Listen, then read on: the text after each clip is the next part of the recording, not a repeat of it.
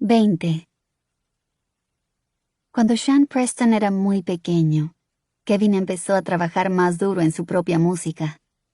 Quería crearse su propio nombre y yo le animé a ello.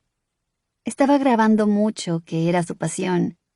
A veces me pasaba por un estudio en el que estaba trabajando y era como ir a una discoteca.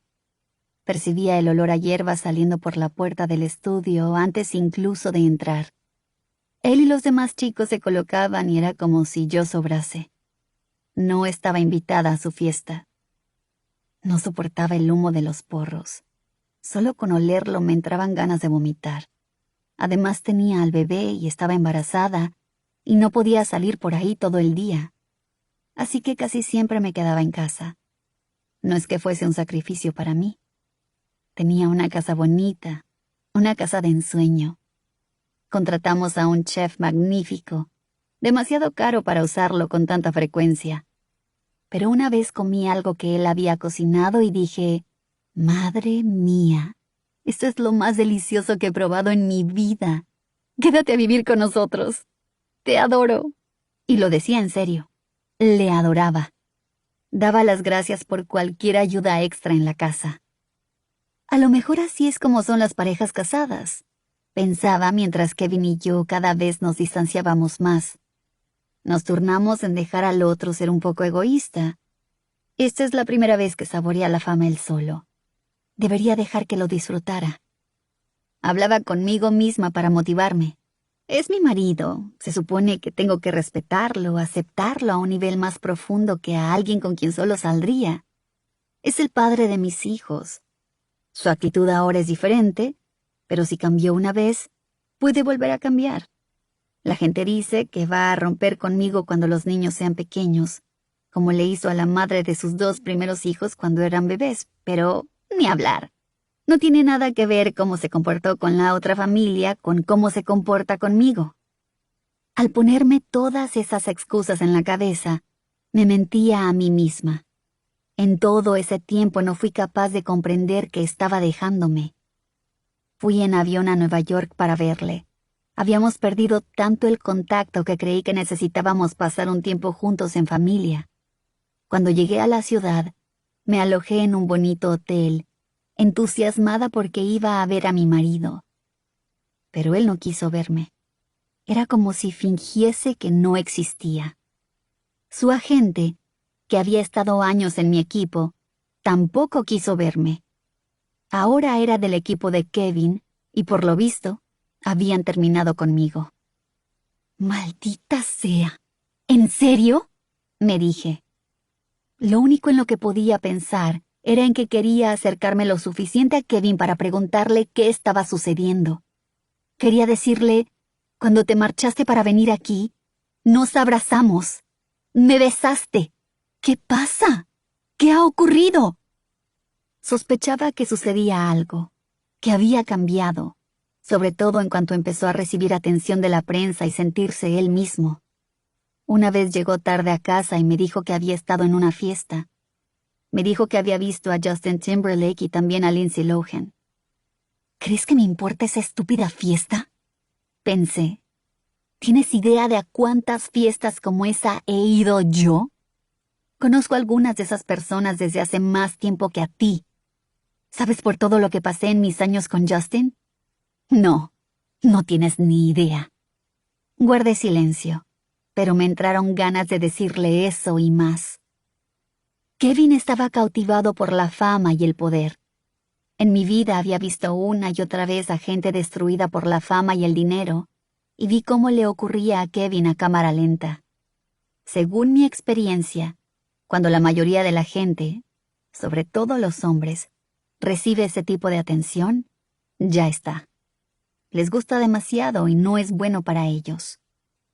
Algunos famosos lo llevan bien, tienen perspectiva, se divierten con la admiración, pero no demasiado. Saben qué opiniones escuchar y qué opiniones ignorar. Recibir premios y trofeos es cool, y al principio, esos 2 primeros años en que te haces famoso, bueno, es un sentimiento difícil de explicar. Creo que algunas personas viven la fama de un modo extraordinario. Yo no. Los 2 o 3 primeros años me manejé bien y me gustó, pero mi yo verdadero, en el colegio jugaba al baloncesto. Nunca fui animadora, no quería exponerme. Jugaba con el balón. Era lo que me encantaba. ¿Y la fama? Ese mundo no es real, amigos míos. No es real. Sigues adelante porque por supuesto sirve para pagar las facturas de la familia y todo lo demás. Sin embargo, yo echaba en falta la esencia de la vida real. Creo que por eso tuve a mis hijos. Recibir premios y todo lo que conlleva la fama me encanta, pero no veo nada perdurable en todo ello. Lo que me gusta de verdad es el rastro del sudor en el suelo durante los ensayos, o botar la pelota y hacer un lanzamiento. Me gusta el trabajo, me gusta ensayar. Tiene más autenticidad y valor que cualquier otra cosa. Envidio de verdad a los que saben poner la fama a su servicio, porque yo me oculto de ella. Me vuelvo muy tímida. Por ejemplo, Jennifer López. Desde el principio me pareció una persona a la que se le daba muy bien ser famosa. Consentía el interés en ella de la gente, pero sabía dónde poner límites. Siempre cuidaba muy bien de sí misma. Siempre se comportaba con dignidad. Kevin no sabía cómo hacerlo. Confieso que a mí tampoco se me da muy bien. Soy una persona nerviosa. Huyo de casi cualquier tipo de atención según me hago mayor, quizá porque me han hecho mucho daño. En aquel duro viaje a Nueva York, debería haber sabido que mi matrimonio se había terminado, pero todavía pensaba que se podía salvar. Más tarde, Kevin cambió de estudio a uno que estaba en Las Vegas y fui hasta allí con la esperanza de hablar con él. Me lo encontré con la cabeza rapada. Estaba preparándose para las fotos de la portada de su álbum. Se pasaba todo el rato en el estudio. Ahora creía que era un rapero de verdad. Le deseé suerte, porque se lo tomaba muy en serio. Así que me presenté en Las Vegas con Sean Preston en brazos, aún embarazada de Jayden James, llena de comprensión por la situación de Kevin. Estaba intentando conseguir éxito por sí solo y todo el mundo parecía dudar de él. Yo sabía lo que era eso. Da miedo exponerse. Debes creer mucho en ti mismo cuando el mundo se pregunta si tienes lo que hay que tener. Pero también pensaba que debería haberme llamado más y haber pasado tiempo conmigo. Nuestra pequeña familia lo era todo para mí. Había tenido a sus bebés dentro durante mucho tiempo y había sacrificado demasiadas cosas. Había abandonado mi carrera. Había hecho todo para que nuestra vida fuera posible. Dejé a Sean Preston en el hotel con una niñera y me presenté en el plató del videoclip. De nuevo me dijeron que no quería verme. Posteriormente, él ha asegurado que esto no es verdad, que nunca habría hecho algo así. Todo lo que sé es lo que viví en ese momento. Los guardias de seguridad que estaban en la puerta y que habían trabajado en mi casa no me dejaron entrar. Me asomé por una ventana y vi a un grupo de gente joven de fiesta. Habían convertido el plató en una discoteca. Kevin y los otros actores estaban fumando hierba y se les veía contentos. Me sentí totalmente fuera de mí. Me quedé mirando la escena un rato sin que me viera nadie de dentro. Luego le dije al guardia de seguridad, pues muy bien. Me di la vuelta y regresé al hotel. Estaba en el hotel destrozada cuando alguien llamó a la puerta. Fui a ver quién era y resultó ser uno de los viejos amigos de mi hermano, Jason Trawick. Se había enterado de lo sucedido. Me preguntó cómo me encontraba. Parecía preocuparle de verdad mi respuesta. ¿Cuándo ha sido la última vez que alguien me lo ha preguntado? Pensé. 21. Justo cuando iba a ser el primer cumpleaños de Sean Preston, el 12 de septiembre de 2006, llegó Jayden James. Fue un niño muy feliz desde que nació. En cuanto tuve a mis 2 hijos, me sentí muy ligera, tan ligera que era como ser un pájaro o una pluma, como si pudiera flotar. Sentía el cuerpo estupendamente. ¿Así es tener 13 años otra vez? Pensé. Ya no tenía barriga. Una de mis amigas se me acercó y me dijo, «Vaya, qué delgada estás». «Bueno, he estado embarazada 2 años seguidos», respondí. Después de tener a los bebés, me sentí una persona totalmente diferente. Era confuso. Por un lado, de repente volvía a caber en toda la ropa. Cuando me probaba las cosas, me quedaban bien. Que me encantara la ropa de nuevo fue toda una revelación. Pensaba, ¡wow! ¡Mi cuerpo! Por otro lado, me había hecho muy feliz sentir a los bebés protegidos dentro de mí. Me deprimió un poco el no seguir manteniéndolos a salvo en el interior de mi cuerpo. Parecían tan vulnerables en el mundo de ahí fuera, de la prensa amarilla y los paparazzi competidores, que quería meterlos otra vez dentro de mí para que el mundo no tuviera acceso a ellos. ¿Por qué Britney es tan tímida ante las cámaras con Jaden?, decía un titular. A Kevin y a mí se nos empezó a dar mejor esconder a los niños después del nacimiento de Jaden, tanto que la gente se preguntaba por qué no se había publicado ninguna foto de él. Creo que si se hubieran parado un segundo a pensar en esa pregunta, lo podrían haber adivinado. Pero nadie se preguntaba eso de verdad. Seguían actuando como si debiera permitir que los hombres que habían intentado sacarme fotos en las que aparecía gorda tomaran también imágenes de los bebés. Después de cada nacimiento, una de las primeras cosas que tuve que hacer fue mirar por la ventana para contar el número de enemigos combatientes que había en el aparcamiento. Cada vez que miraba, era como si se multiplicaran. Siempre había más coches de lo que parecía seguro. Al ver a tantos hombres ahí reunidos para fotografiar a mis hijos, se me helaba la sangre. Con tantísimo dinero en juego por los derechos de la foto, tenían como misión conseguirla a toda costa. Y mis niños eran muy pequeños. Era mi trabajo mantenerlos a salvo. Me preocupaba que les asustaran los flashes o los gritos. Kevin y yo tuvimos que idear estrategias para taparlos con sábanas a la vez que nos asegurábamos de que podían respirar. Yo apenas podía hacerlo sin ni siquiera ponerme una sábana encima. No tenía ningún interés en salir en la prensa ese año, pero concedí una entrevista con Matt Lauer para Dateline. Dijo que la gente se hacía preguntas sobre mí del tipo, ¿es Britney una mala madre? Nunca mencionó quién las hacía. Por lo visto, todo el mundo. Y me preguntó qué creía yo que hacía falta para que los paparazzi me dejaran en paz. Ojalá se lo hubiera preguntado a ellos. Así, fuera lo que fuera, yo habría podido ponerlo en práctica. Por suerte, mi casa era un refugio seguro.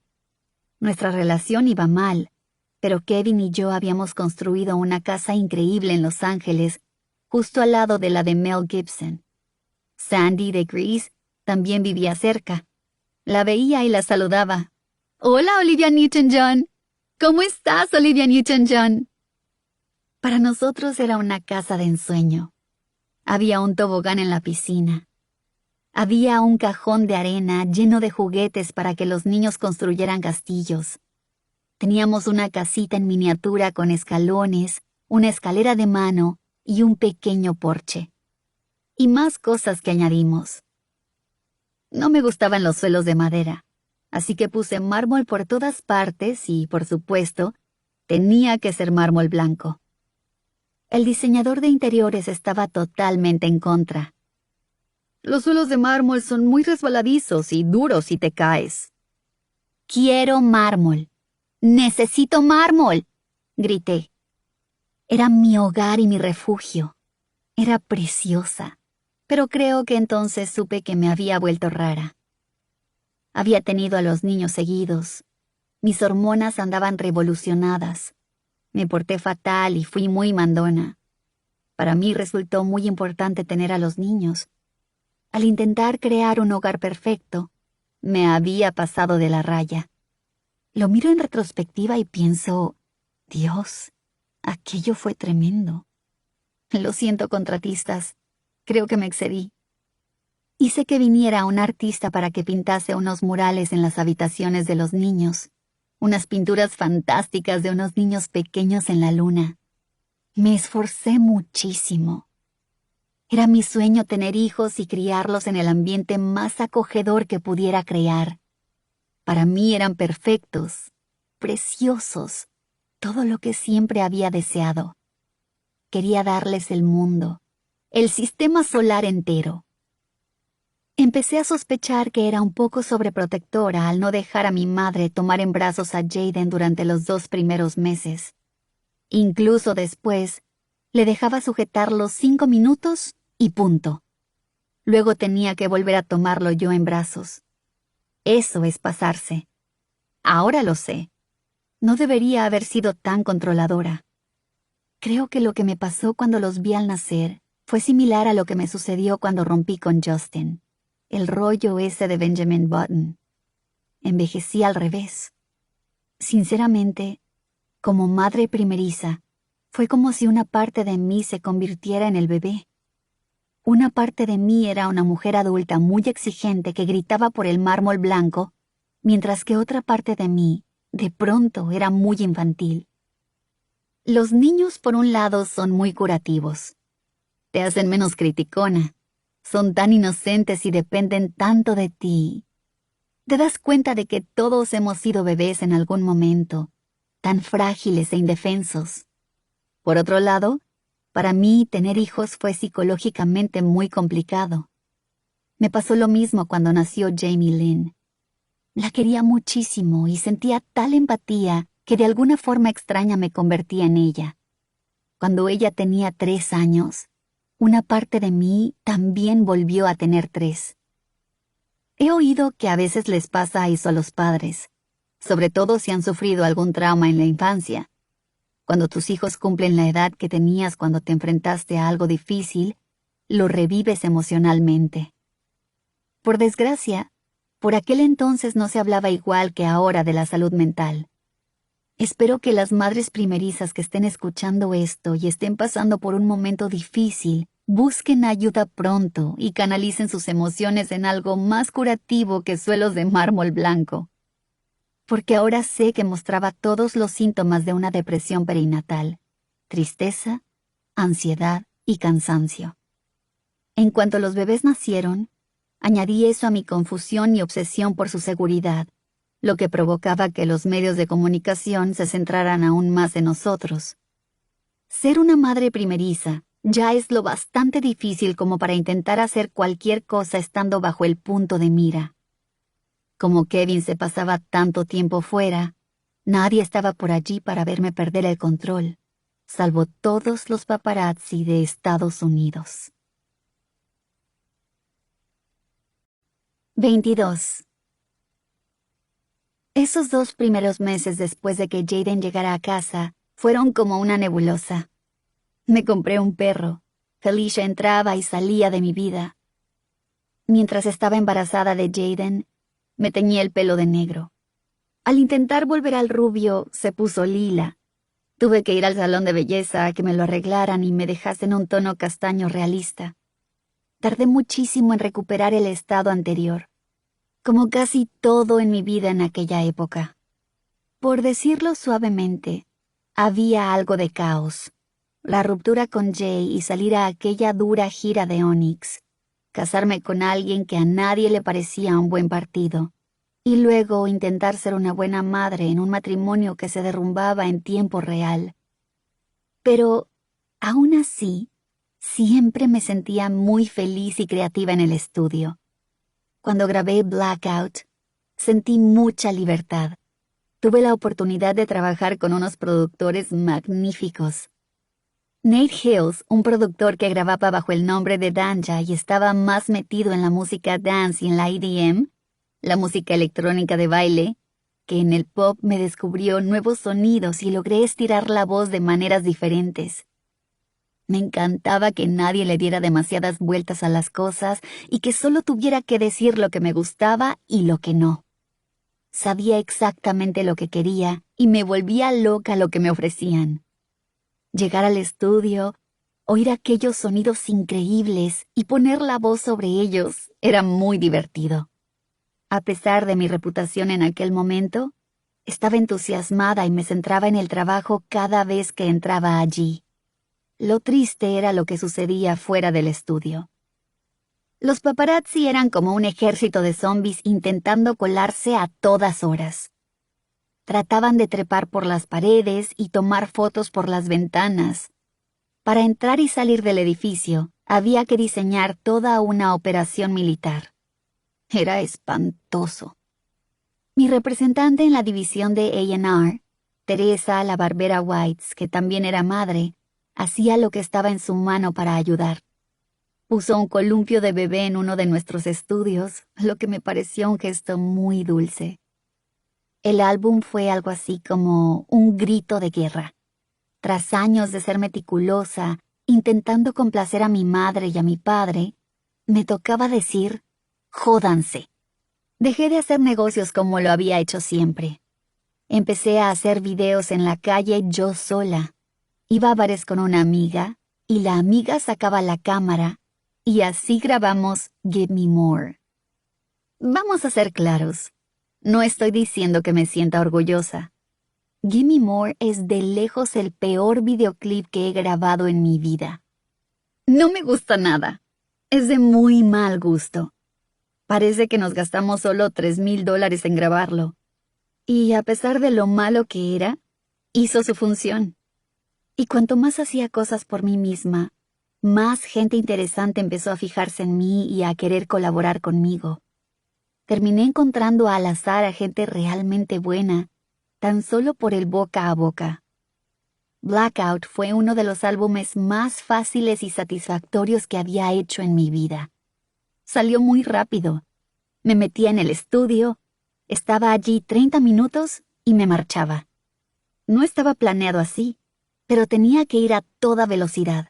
Si me quedaba demasiado tiempo en un sitio, los paparazzi de fuera se multiplicaban como si yo fuese un Pac-Man acorralado por los fantasmas que le perseguían. Mi mecanismo de supervivencia era entrar y salir de los estudios lo más rápido posible. Cuando grabé Hot as Ice, entré en el estudio y había 6 tipos gigantes en la sala, ahí sentados.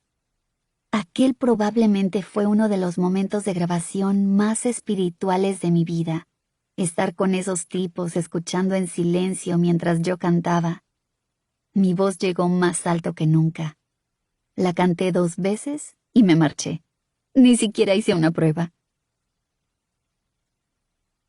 Me hizo feliz grabar Blackout, pero la vida seguía tirando de mí desde distintas direcciones. Todo era muy radical de un minuto a otro. Necesitaba tener más autoestima y valor de lo que era capaz de reunir por aquel entonces. Pero aunque fue una época difícil en casi todos los demás aspectos, artísticamente estuvo genial.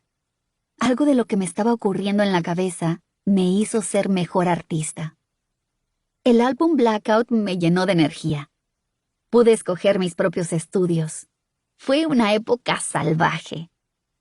Por desgracia, cuando la vida familiar va mal, eso se adueña de ti y hace que cualquier cosa buena parezca menos buena. Lloraba por lo desagradable que se había puesto la situación con mi familia, pero me sentía muy orgullosa de ese álbum. Muchos artistas han dicho que les ha influenciado y a menudo oigo que los fans opinan que es su favorito.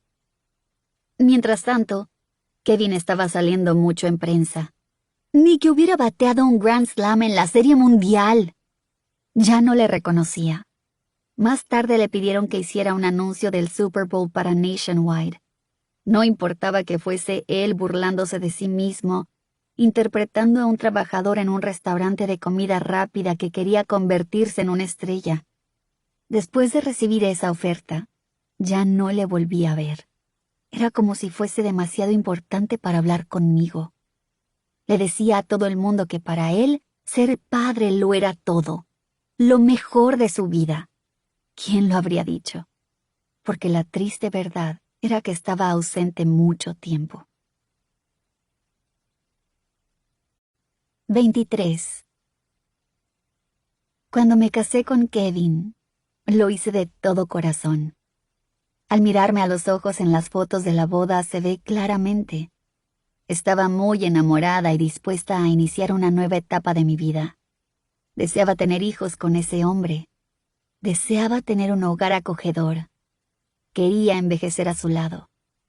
Mi abogada me dijo que si yo no presentaba la demanda de divorcio, lo haría Kevin. Llegué a la conclusión de que él quería pedir el divorcio, pero que se sentía culpable al hacerlo. Sabía que quedaría mejor ante la opinión pública si era yo la demandante. Mi abogada me dijo que Kevin lo solicitaría pasara lo que pasara. Me hicieron creer que sería mejor si yo lo pedía antes para no ser humillada.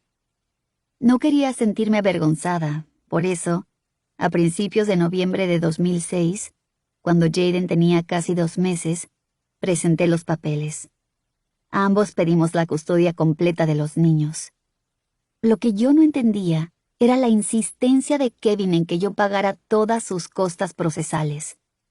Además, como legalmente yo había iniciado el proceso de divorcio, la prensa me haría responsable de haber destruido a mi joven familia. La atención de los medios de comunicación fue una locura. No me cabe duda de que favoreció al nuevo disco de Kevin, que se publicó una semana antes de que anunciáramos el divorcio, pero yo fui vilipendiada. Algunas personas intentaron prestarme su apoyo, aunque la prensa a menudo trató de hacerlo siendo cruel con Kevin, lo que en realidad no me ayudaba. Más adelante, ese mismo mes, fui una de las presentadoras de los premios American Music Awards. Mientras esperaba para salir a escena, Jimmy Kimmel protagonizó un monólogo en el que ridiculizó a Kevin, a quien llamó el primer cantante de éxito del mundo con 0 éxitos. Encerraron a un imitador de Kevin en un cajón de embalaje, subieron el cajón a un camión y fingieron tirarlo al mar. Sin embargo, esa persona era el padre de mis 2 hijos pequeños. Esa violencia de la que era víctima me resultaba perturbadora. Todo el público reía. Yo no sabía que eso iba a suceder y me pilló totalmente desprevenida.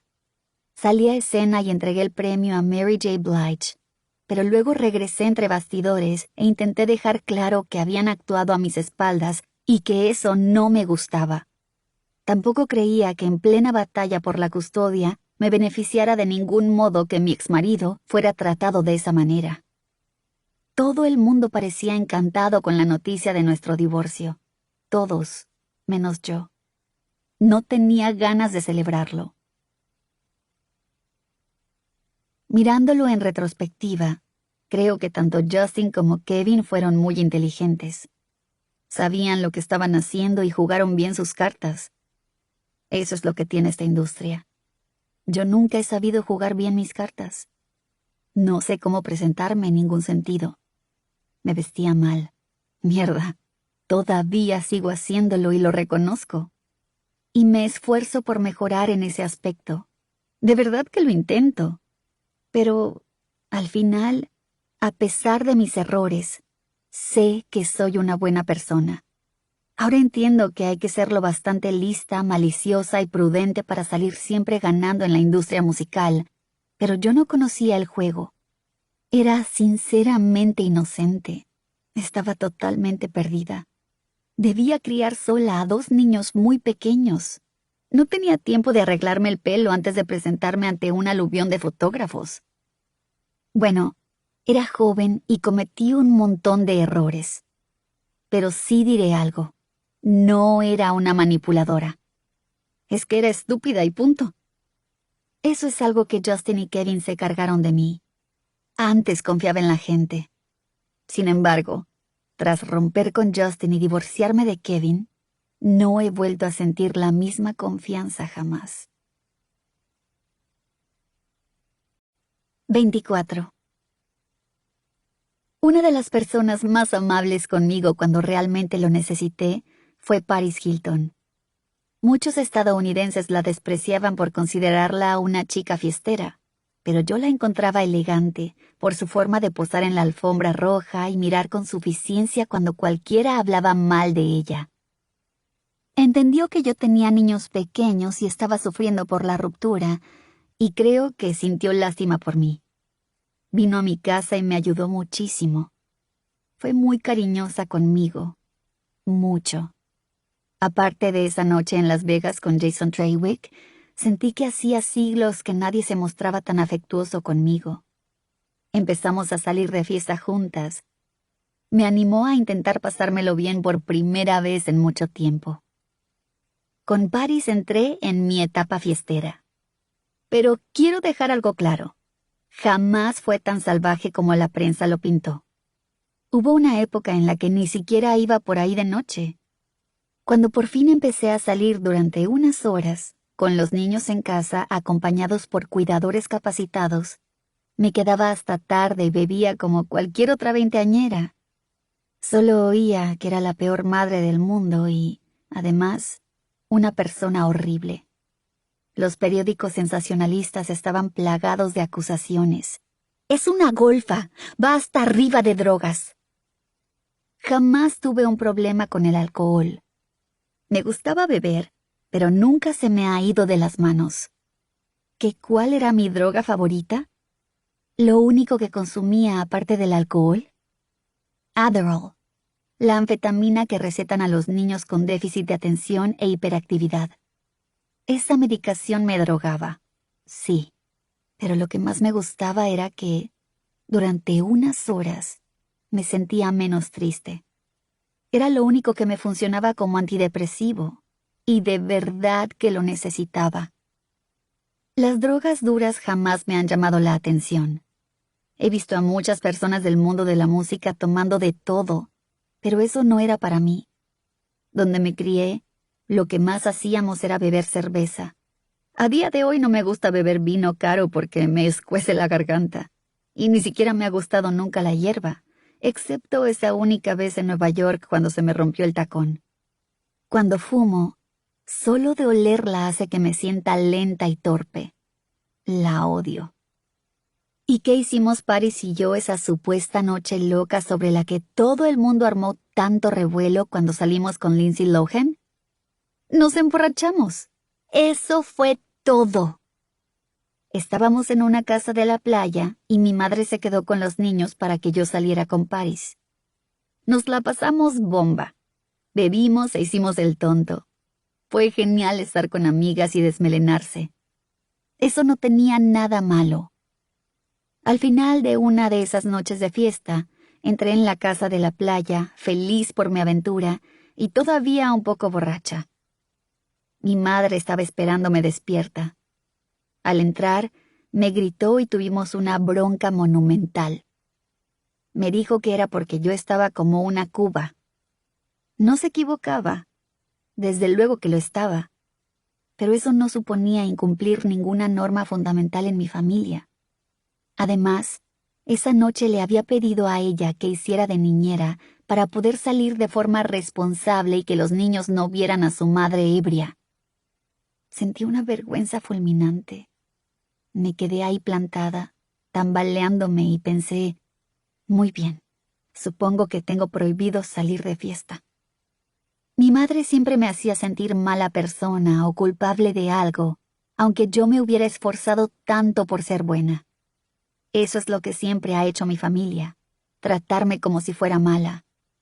Esa discusión marcó un punto de inflexión en la relación con mi madre.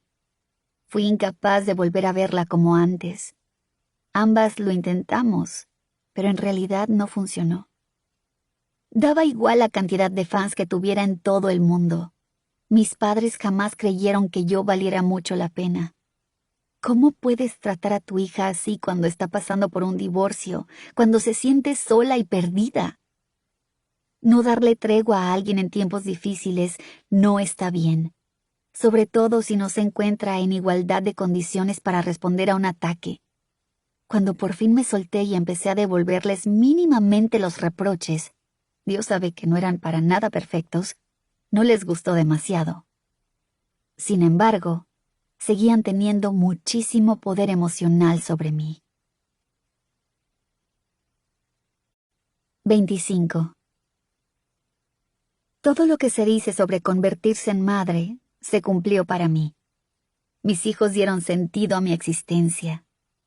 El amor tan puro e instantáneo que sentí por esas criaturitas me dejó impactada. Aún así, convertirme en madre con tanta presión en casa y en el mundo exterior fue también muchísimo más difícil de lo que había imaginado. Separada de mis amigas, empecé a comportarme de forma extraña. Sé que en esos momentos debes centrarte solo en ser madre, pero me resultaba difícil sentarme y jugar con ellos a diario, poner la maternidad por delante. Me sentía confundida. Lo único que había aprendido en la vida era a estar expuesta en todos los sentidos. No sabía ni dónde ir ni qué hacer. Se suponía que debía volver a Luisiana, mi hogar, y ocultarme en una vivienda amurallada. Lo que ahora veo claro y no era capaz de ver entonces es que me habían despojado de cualquier atisbo de vida normal. Salir a la calle sin convertirme en titular de prensa. Cometer los errores normales de una madre novata con 2 bebés. Sentir que podía confiar en las personas de mi entorno. No tenía libertad, ni tampoco seguridad. Al mismo tiempo estaba sufriendo, ahora lo sé, una grave depresión posparto. Lo reconozco. Me sentía incapaz de vivir si las cosas no mejoraban. Todos los demás iban a lo suyo, pero a mí me vigilaban en cada esquina. Justin y Kevin podían acostarse con quien quisieran y fumar toda la hierba del mundo y nadie les decía ni mu. Yo llegaba a casa de noche tras salir de fiesta y mi propia madre me juzgaba. Por eso me aterrorizaba hacer cualquier cosa. Mi familia logró que me sintiera paralizada. Me acercaba a cualquiera que entrara en escena y actuara como mediadora entre ellos y yo. Sobre todo a las personas que me sacaban de fiesta y me ayudaban a olvidar, aunque fuera por un rato, la vigilancia a la que estaba sometida. No todas esas personas resultaron ser buena gente a largo plazo, pero en ese momento me moría por contar con cualquiera que quisiera ayudarme, fuera como fuese, y que tuviera la habilidad de mantener a mis padres a raya. Como estrategia de su demanda por la custodia, Kevin intentó convencer a todo el mundo de que yo estaba totalmente descontrolada. Empezó a asegurar que yo no debía seguir teniendo a mis hijos nunca más. Cuando dijo aquello, recuerdo que pensé, sí, claro, debe de ser broma. Esto es solo para la prensa sensacionalista. Cuando uno lee sobre las peleas entre parejas de famosos, jamás puede saber qué está ocurriendo en realidad. Yo siempre supongo que gran parte de lo que se publica son historias vendidas a la prensa como parte de una estrategia para ver quién juega la mejor mano en la batalla por la custodia. Por eso seguí esperando a que me devolviera a los niños después de llevárselos.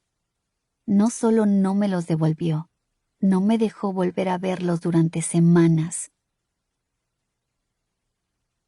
En enero de 2007, mi tía Sandra falleció tras una lucha larga y brutal contra el cáncer de ovarios. Era como mi segunda madre. En su funeral, junto a su tumba, lloré más que en toda mi vida. Trabajar me parecía algo impensable. En esa misma época, me llamó un director muy conocido para hablarme de un proyecto en el que estaba embarcado. «Tengo un papel para ti», me dijo. «Es un personaje muy oscuro». Lo rechacé porque pensé que no sería sano para mi bienestar emocional. Sin embargo, ahora me pregunto si, por el simple hecho de conocer el personaje, me metí de forma inconsciente en el papel, si quise experimentar lo que sentiría siendo esa persona. Durante mucho tiempo viví con una nube negra encima. De cara a la galería, no obstante, intentaba mantener la apariencia que la gente esperaba de mí, seguir actuando como querían, complaciente y estupenda a todas horas. Pero a esas alturas ya no quedaba nada de esa pátina que me embellecía. Era puro nervio. En febrero, tras varias semanas sin tener contacto con mis hijos, totalmente consumida por la pena, fui a suplicar que me dejaran verlos. Kevin me prohibió entrar. Se lo rogué. Jaden James tenía 5 meses y Sean Preston 17. Imaginaba que no sabían dónde estaba su madre y que se preguntaban por qué no quería estar con ellos. Me entraron ganas de derribar la puerta con un ariete para alcanzarlos. Ya no sabía qué hacer. Los paparazzi fueron testigos de todo. No puedo describir la humillación que sentí. Me tenían acorralada. Como siempre, yo era la presa de esos hombres pendientes de que hiciera algo que pudieran fotografiar. Y esa noche les di un material de primera. Entré en una peluquería, agarré la maquinilla de afeitar y me rapé al cero. A todo el mundo le pareció divertidísimo. ¡Miren lo loca que está! Hasta mis padres se avergonzaron de mí. Pero nadie entendía que me había desquiciado por la pena. Me habían quitado a mis hijos. Con la cabeza rapada, todo el mundo se asustaba de mí, incluso mi madre. Nadie quería hablar conmigo porque estaba muy fea. Mi melena constituía gran parte de mi atractivo. Eso lo sabía bien. Sabía que para muchos chicos el pelo largo resulta muy sexy. Raparme al cero fue una manera de decirle al mundo: jódanse. ¿Quieren que esté guapa para ustedes? Jódanse. ¿Quieren que sea buena para ustedes? Jódanse. ¿Quieren que sea la chica de sus sueños? Jódanse. Llevaba años siendo la niña buena. Sonreía educadamente en los programas de televisión mientras los presentadores me miraban los pechos lascivamente, mientras los padres estadounidenses afirmaban que estaba destrozando la vida de sus hijas por llevar un top ombliguero, mientras los ejecutivos me daban palmaditas condescendientes en la mano y se replanteaban mis opciones profesionales aunque hubiera vendido millones de discos, mientras mi familia se comportaba como si fuera una mala persona, y estaba harta de todo eso. La verdad era que no me importaba. Lo único que quería era ver a mis hijos. Me ponía enferma pensar en las horas, días y semanas que me había perdido de estar con ellos. Los momentos más especiales de mi vida eran las siestas con mis niños. Es lo más cerca que me he sentido de Dios, durmiendo con mis preciosos bebés, oliendo su pelo, tomando sus manitas. Sentía una rabia incontenible. Creo que muchas mujeres lo entienden. Una amiga mía dijo una vez: si alguien me hubiera quitado a mi hijo, habría hecho algo mucho peor que cortarme el pelo. Habría prendido fuego a la ciudad hasta reducirla a cenizas. 26. En el intento por soportar esas semanas sin mis hijos, perdí los papeles varias veces. Ni siquiera sabía cuidar de mí misma. A causa del divorcio me había tenido que marchar de la casa que adoraba y estaba viviendo en una casa cualquiera de estilo rural inglés en Beverly Hills. Los paparazzi la rondaban como locos, como tiburones oliendo un rastro de sangre en el agua. Cuando me rapé por primera vez, lo sentí casi como un acto religioso. Vivía en un estado de pureza del ser. Para los momentos en que quería salir a la calle, me compré 7 pelucas, todas de melena corta. Pero si no podía ver a mis hijos, no me apetecía ver a nadie. Pocos días después de raparme, mi prima Ali me llevó de nuevo a casa de Kevin. Había pensado que al menos esa vez no estarían los paparazzi de testigos. Sin embargo, al parecer, alguien le dio la información a un fotógrafo y éste llamó a un colega. Cuando nos detuvimos en una gasolinera, los dos vinieron por mí. No paraban de hacerme fotos con flash con una cámara gigantesca y de grabarme en video a través de la ventanilla del coche, mientras yo estaba ahí, abatida, en el asiento del copiloto, esperando que Ali regresara. Uno de ellos me hacía preguntas. ¿Qué estás haciendo? ¿Estás bien? Me preocupas. Continuamos la ruta hacia la casa de Kevin. Los 2 paparazzi nos siguieron y me hicieron fotos mientras, una vez más, me prohibían entrar en la casa. Me impidieron ver a mis hijos. Cuando nos marchamos, Ali estacionó el coche para pensar en qué podíamos hacer. El tipo con la videocámara volvía a estar pegado a mi ventanilla. Lo que pretendo, Britney, lo único que pretendo es hacerte un par de preguntas, dijo uno de ellos con mirada maliciosa. No estaba pidiéndome permiso, estaba anunciándome lo que iba a hacer. Y luego te dejaré en paz. Ali empezó a suplicar a los hombres que se fueran. Por favor, señores, no. Por favor, por favor. Estaba siendo educada y rogándoles como si tuvieran que perdonarnos la vida. Esa era la sensación que daba. Pero ellos no claudicaron. Y yo grité. Eso les gustaba, cuando yo me enfadaba. Uno de los tipos no se fue hasta conseguir lo que quería. Seguía sonriendo con suficiencia, seguía haciéndome las mismas preguntas horribles una y otra vez, intentando que volviera a enfadarme. Su tono de voz era tan espantoso, expresaba tanta falta de humanidad. Ese era uno de los peores momentos de mi vida, y él no paraba de acosarme. ¿Es que no podía tratarme como a un ser humano? ¿No podía largarse? No lo hacía.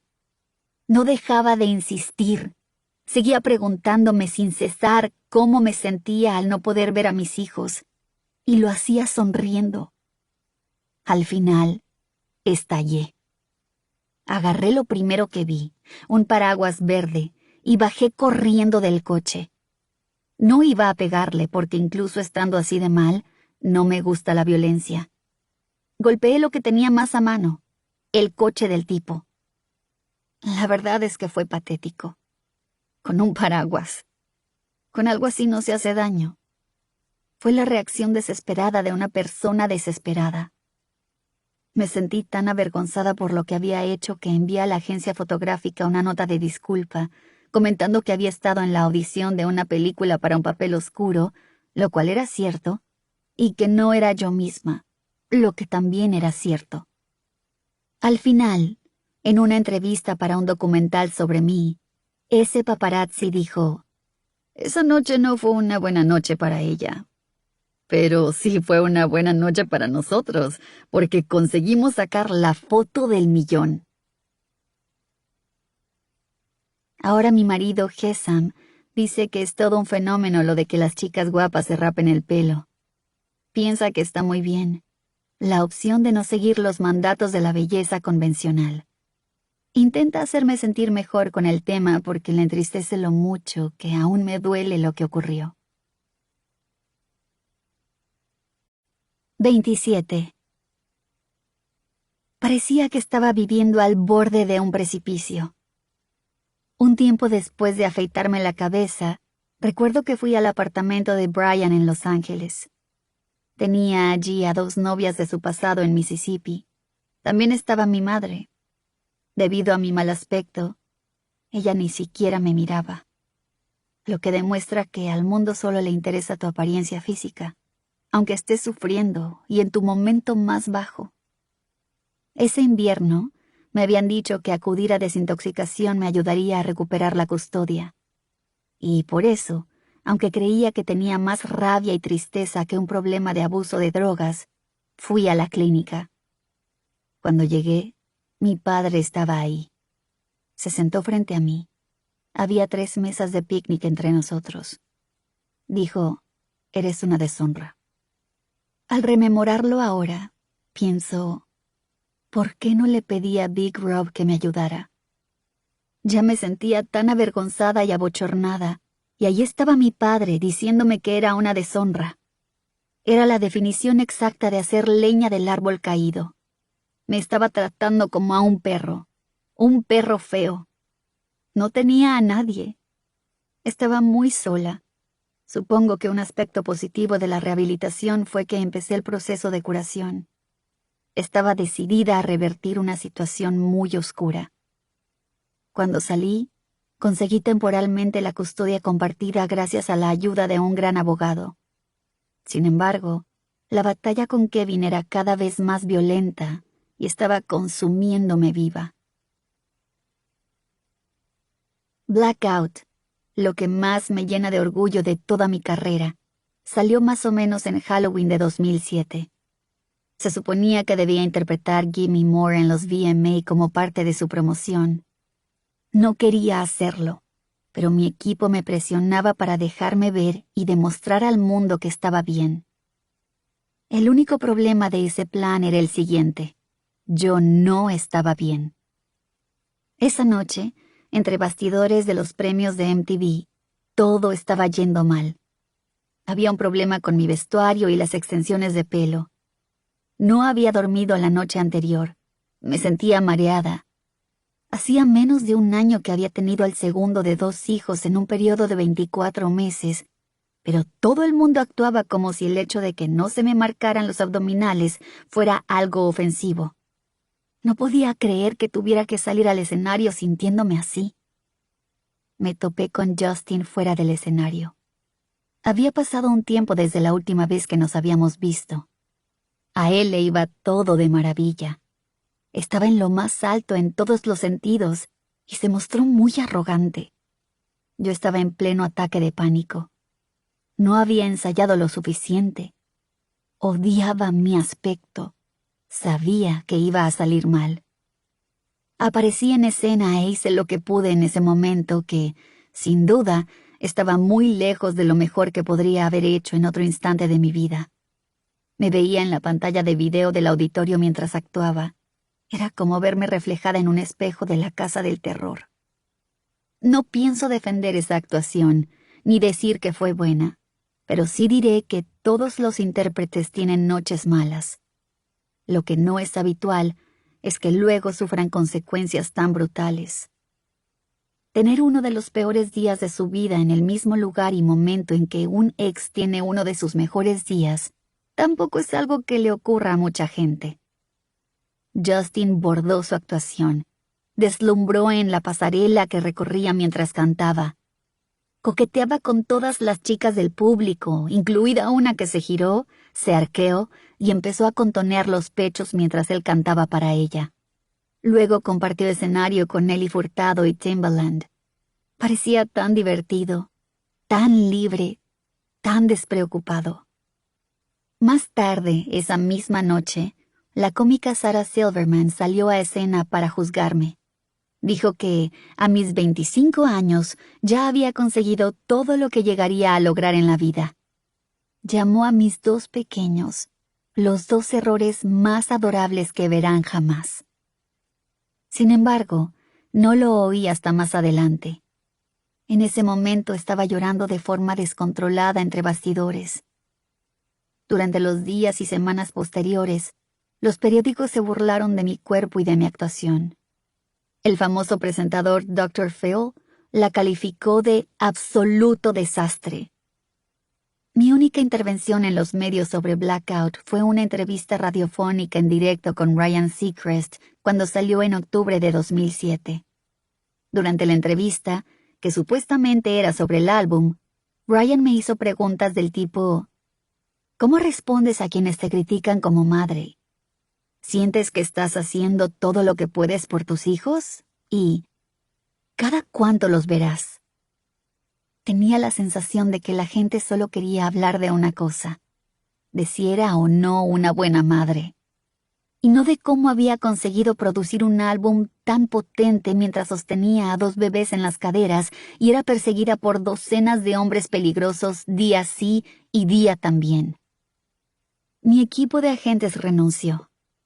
Un guardaespaldas se presentó en el juicio como testigo de la abogada Gloria Allred en la causa por la custodia.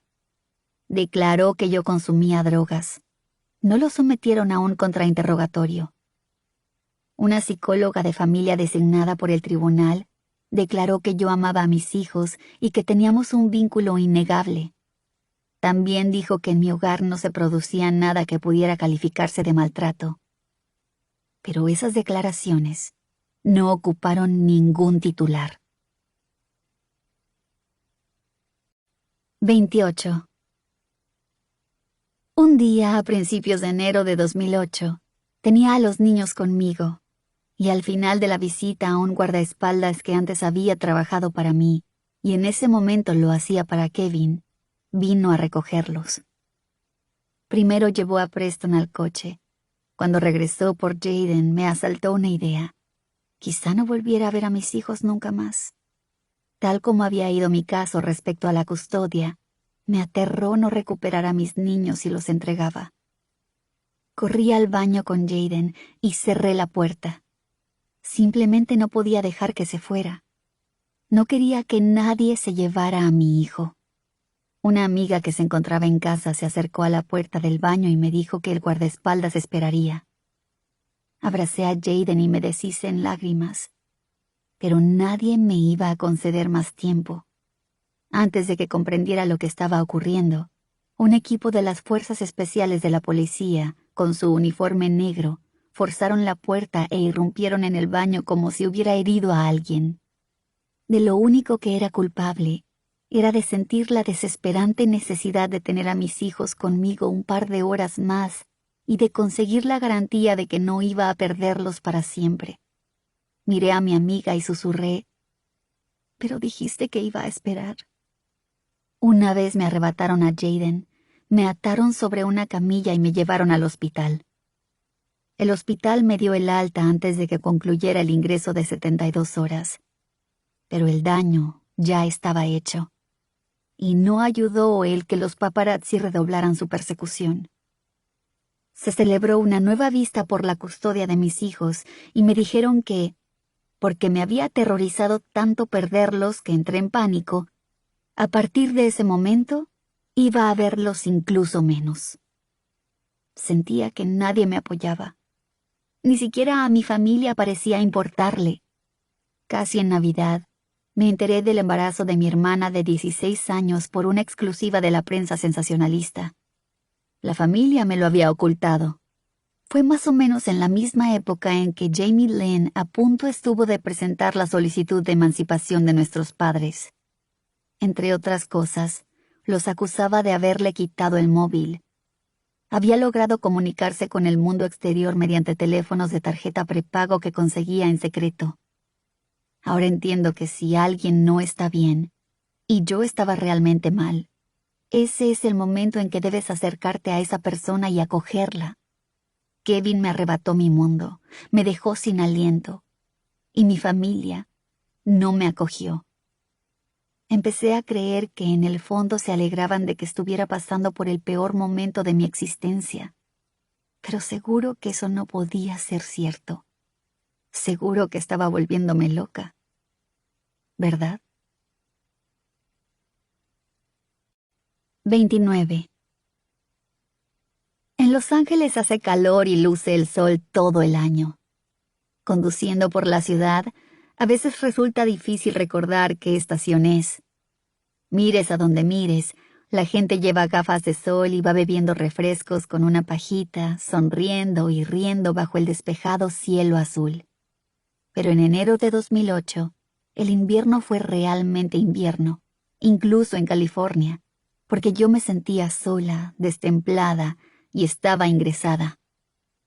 Seguramente no debería reconocerlo, pero estaba hecha un basilisco.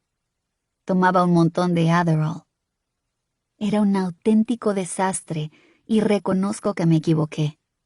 Estaba muy enfadada por lo que había pasado con Kevin. Lo había intentado por todos los medios con él. Le había dado todo. Y él me había traicionado. Empecé a salir con un fotógrafo.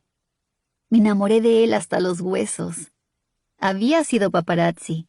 Por eso entendía que la gente creyera que él no tenía buenas intenciones. Pero en ese momento de mi vida me trató con caballerosidad y me defendía cuando otras personas se ponían demasiado agresivas. En aquel entonces no me callaba si algo no me gustaba. Sin duda lo hacía saber. Y no le daba la menor importancia. Si me hubieran golpeado en la cara en Las Vegas, como de hecho me ocurrió en julio de 2023, habría devuelto el golpe, fijo. No le temía a nada. Los paparazzi no dejaban de perseguirnos. Las cacerías resultaban realmente demenciales. A veces eran agresivos, a veces casi juguetones. Muchos trataban de hacerme parecer mala, de obtener la foto del millón que dijera, «Oh, está perdida y en este instante parece una loca». pero a veces también querían ofrecer de mí una buena imagen. Un día, nos estaban persiguiendo al fotógrafo y a mí, y fue uno de esos momentos con él que nunca olvidaré. Conducíamos deprisa, cerca del borde de un risco, y no sé por qué, pero decidí hacer un trompo, ahí justo en el borde. Sinceramente ni siquiera sabía que podía hacer un trompo. Estaba completamente fuera de mí. Así que creo que Dios intervino. Pero lo clavé. Las ruedas traseras del coche se detuvieron en lo que parecía el mismo borde y, si las ruedas hubieran rotado quizá 3 veces más, habríamos caído por el precipicio.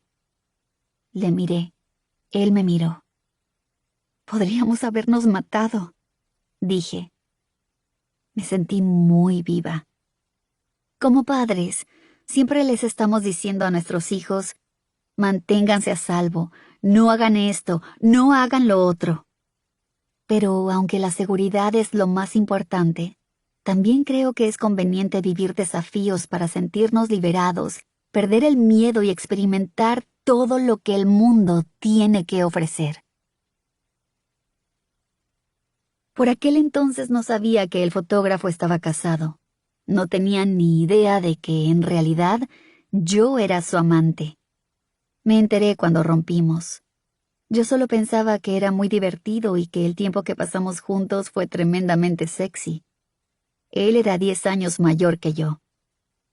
Daba igual a donde saliera, y durante un tiempo salí muchísimo.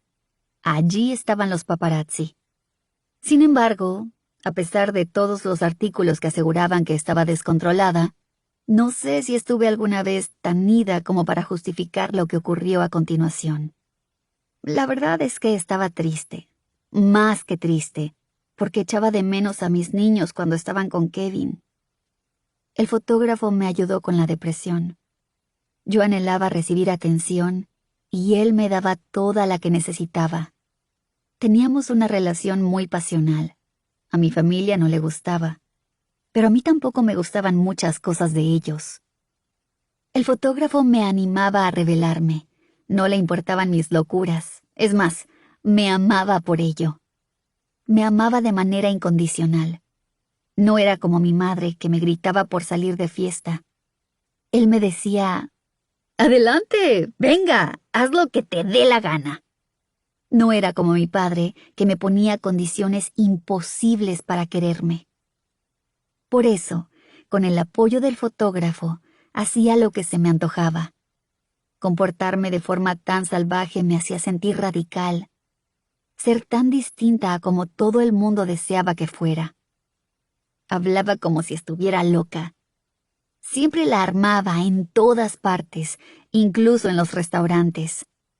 La gente salía para comer conmigo y yo me recostaba en la mesa. Era una forma de decir «jódete» a cualquiera que se me acercara. Voy a decirlo claro. Era mala. Aunque a lo mejor no era tan mala, sino que estaba muy, pero que muy enojada. Quería escapar. No tenía a mis hijos y necesitaba evadirme de los medios y los paparazzi. Quería desaparecer de Los Ángeles, así que el fotógrafo y yo nos fuimos de viaje a México. Fue como si hubiera huido a un lugar seguro. En cualquier otro sitio habría tenido a millones de personas frente a mi puerta. Pero al irme de Los Ángeles, aunque fue por poco tiempo, me sentí lejos de todo. ¿Funcionó? Por un tiempo me sentí mejor. Debería haberle sacado mayor provecho. Parecía que mi relación con el fotógrafo estaba volviéndose más seria y, a medida que iba sucediendo, casualmente mi familia intentó un acercamiento. Y eso me escamó. Mi madre me llamó un día. «Brittany, creemos que está pasando algo. Hemos oído que la policía va por ti. Vámonos a la casa de la playa», me dijo. «¿Que la policía me busca?», le pregunté. «¿Por qué?». Yo no había hecho nada ilegal, de eso estaba segura. Sí que había montado alguna escenita, había hecho de las mías, había estado drogada de Adderall y había hecho alguna locura. Pero no había cometido ningún delito. De hecho, como mi madre sabía, había estado con unas amigas los 2 días previos a su llamada. Mi madre y yo nos habíamos quedado a dormir con mi prima Ali y otras 2 amigas. «Tú ven a la casa», insistió. «Queremos hablar contigo». Así que fui a la playa con ellos. El fotógrafo se reunió allí conmigo. Mi madre actuaba de forma sospechosa. «¿Pasa algo, verdad?», me preguntó el fotógrafo al llegar. «Sí», le dije. «Algo va muy mal». De pronto un montón de helicópteros rodearon la casa. «¿Todo esto es por mí?», le pregunté a mi madre. «¿Es una broma?». No era una broma. De repente, un grupo de los cuerpos especiales de la policía, formado por lo que parecía unos 20 agentes, se presentó en mi casa. «¿Pero qué carajos he hecho yo?», preguntaba gritando sin parar. «Yo no he hecho nada». Sé que había estado comportándome como una loca, pero nada de lo que hubiera hecho justificaba que me trataran como si fuera una atracadora de bancos. Nada justificaba que le dieran un vuelco a mi vida. Más adelante llegué a creer que algo había cambiado ese mes desde la última vez que me llevaron al hospital para mi chequeo. Mi padre había trabado una estrecha amistad con Louise Taylor, Lou, a la que veneraba. Ella sería la pieza principal de la implantación de la curatela que les permitiría más tarde controlar y adueñarse de mi carrera. Lou, que acababa de poner en marcha una nueva empresa llamada TriStar Sports and Entertainment Group, era la que llevaba las riendas justo antes de la implantación de mi curatela. En ese momento tenía muy pocos clientes reales. Básicamente, montó su empresa a partir de mi nombre y de mi esfuerzo. Las curatelas, también llamadas tutelajes, se reservan normalmente para personas discapacitadas mentalmente, personas que no pueden hacer nada por sí mismas. Pero yo era altamente funcional. Acababa de hacer el mejor álbum de mi carrera. Estaba haciendo ganar mucho dinero a mucha gente, especialmente a mi padre, que según descubrí se asignó un salario superior al que me pagaba y cobró más de $6 millones, a la vez que hizo ganar a otros allegados suyos decenas de millones de dólares más. La cuestión es que puede aplicarse una curatela durante 2 meses, y si luego la persona afectada mejora, puede volver a controlar su vida libremente. Pero eso no era lo que quería mi padre. Quería mucho más. Consiguió autorizar 2 tipos de curatela: la curatela de la persona y la curatela de los bienes. Se asigna al curador el control de todo lo relativo a la vida de la persona sujeta a la curatela, como el lugar donde vive, lo que come, si puede conducir un coche o no, y lo que hace a diario. A pesar de que supliqué al tribunal que, literalmente, designara a cualquier otra persona, y con esto quiero decir que cualquiera que pasara por la calle habría sido mejor, encomendaron a mi padre la tarea. Al mismo hombre que me hacía llorar de pequeña cuando tenía que ir con él en el coche porque iba hablando solo. Dijeron al tribunal que yo no estaba en plena posesión de mis facultades y por eso no me autorizaron siquiera a escoger mi propio abogado. El curador de los bienes, unos bienes que, en mi caso, tenían un valor de decenas de millones de dólares en ese momento, gestiona los asuntos económicos de la persona sujeta a la curatela para evitar que se vea sometida a influencia indebida o fraude. Mi padre asumió esta función junto con un abogado llamado Andrew Wallet, quien acabaría recibiendo $426,000 al año por mantenerme alejada de mi propio dinero. Asimismo, me vería obligada a pagar un mínimo de $500,000 al año al abogado que me fue asignado por el tribunal, a quien no tenía derecho a sustituir. Parecía que mi padre y la empleada de Lou, Robin Greenhill, gobernaban mi vida y monitorizaban hasta mi último movimiento. Soy una cantante pop de 1,62 m que se dirige a todo el mundo como señor y señora. pero ellos me trataban como si fuera una criminal o una depredadora.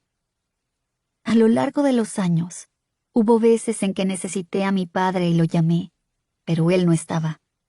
Sin embargo, cuando le llegó el momento de ser mi curador, por supuesto fue el primero en llegar. El dinero es lo único que le ha importado siempre. No puedo decir que mi madre lo hiciera mucho mejor. Se hizo la inocente cuando vino a casa para pasar la noche conmigo y mis amigas. Sabía desde el principio que me iban a aislar. Estoy convencida de que lo tenían todo planeado y que mis padres y Lou Taylor lo habían maquinado. TriStar incluso estaba planeando adoptar el papel de co-curadora.